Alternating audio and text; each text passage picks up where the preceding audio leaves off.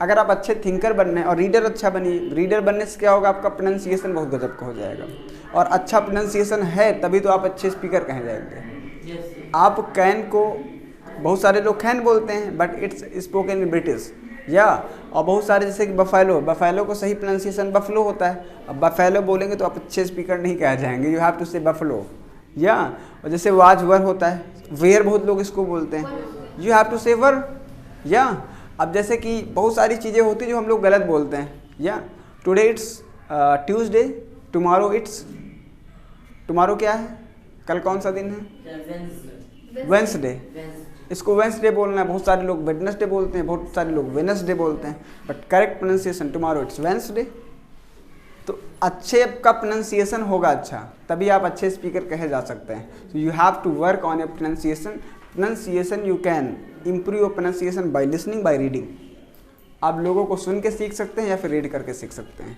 So mostly you have to read. इससे क्या होगा, कई सारे हमारे फ़ायदे होते हैं। अब जैसे कि मैंने एक as example last time I think Sneha ma'am also was telling you that how we can improve our pronunciation, how we can make correct pronunciation.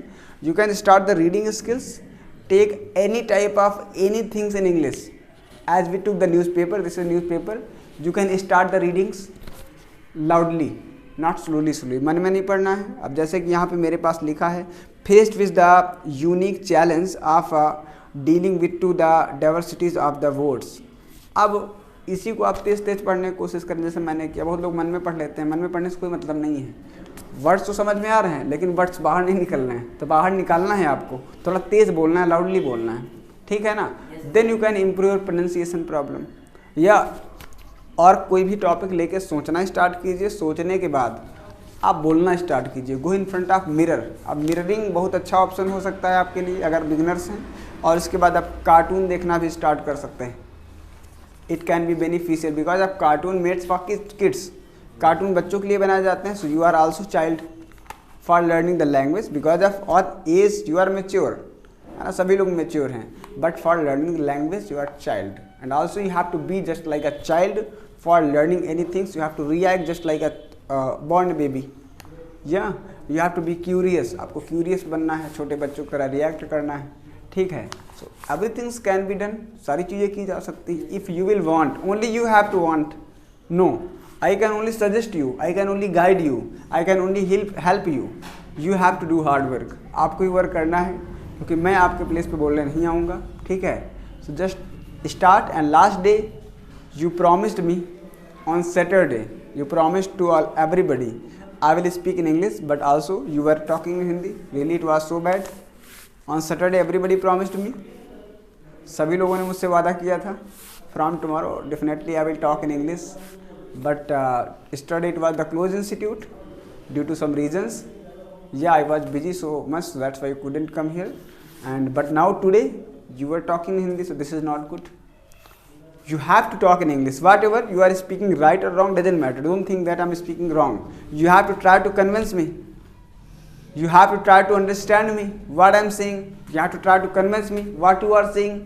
Yeah, only you have to convince or understand. You have to communicate. आपको समझना है और समझा देना है। That's language. Language तो बहुत सारी इशारों में हो जाती है। अगर आप कोई परमिशन ले रहा है, जस्ट मैंने केवल इशारा दे दिया, समझ जाते हैं क्या है इसका मतलब, कि आ जाइए।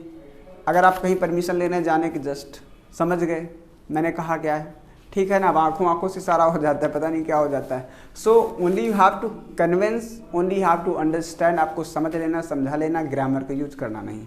एग्जाम्पल बताते हैं। मैंने कहा कि आप कहाँ रहते हैं, इसको इंग्लिश में क्या बोलते हैं, वेयर डू यू लिव। सभी लोगों को पता होगा वेयर डू यू लिव। अब इसमें तो खैर हमें लग रहा है ग्रामेटिकल वर्ड्स यूज किया गया है। Sorry, where do you live, it mean that आप कहाँ रहते हैं, पता चल रहा है इसमें ग्रामर का यूज किया गया है। अगर जैसे हम यू को डू को हटा दें, केवल हम बोले वेयर यू लिव, तो इसका भी तो मतलब वही आएगा, वेयर यू लिव, कहाँ आप रहते हैं, बात खत्म। कोई ग्रामर वर्ड्स लगा है, कुछ नहीं लगा है, एक भी ग्रामेटिकल चीज़ नहीं है, फिर भी सेंटेंस सही है। इसका सेंस वही, यार आप कहाँ रहते हैं, या कहाँ आप रहते हैं। इट्स नॉर्मल, केवल वर्ड्स यूज किए गए हैं। केवल हमको यही सीखना है, वर्ड्स यूज़ करना, ना कि ग्रामर सीखना है। जो लोग ग्रामर के चक्कर में पढ़ते हैं, they can never be good English speaker. Grammar के चक्कर में पढ़ेंगे तो कभी भी आप इंग्लिश स्पीकर तो नहीं बन सकते हैं। हाँ, आपके सामने अगर कोई बोल रहा है तो आप समझ सकते हैं, you can reply also, but you can't be very fluent, you can reply slowly, you can't reply with fluency. आप फ्लुएंसी के साथ रिप्लाई नहीं कर सकते हैं, आराम से रिप्लाई करेंगे।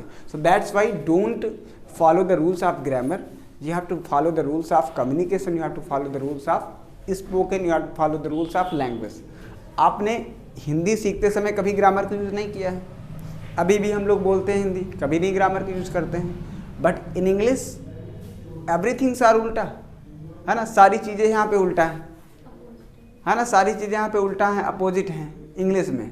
अब बड़ी प्रॉब्लम यही है, हम लोग इंग्लिश तभी तो नहीं सीख पाते हैं, हम लोग यहाँ पे उल्टा काम करते हैं। इंग्लिश हिंदी में क्या हुआ, पहले मैंने बोलना सीखा, फिर लिखना सीखा, फिर पढ़ना सीखा, लेकिन इंग्लिश में लिखना सीख रहे हैं, पढ़ना सीख रहे हैं, बोलने तक नंबर ही नहीं आता है। या सारी चीज़ें उल्टा हैं, तो हमको इनको फॉलो करना है सही तरीके से, एक हमको ये लैंग्वेज बना लेना है, ठीक है।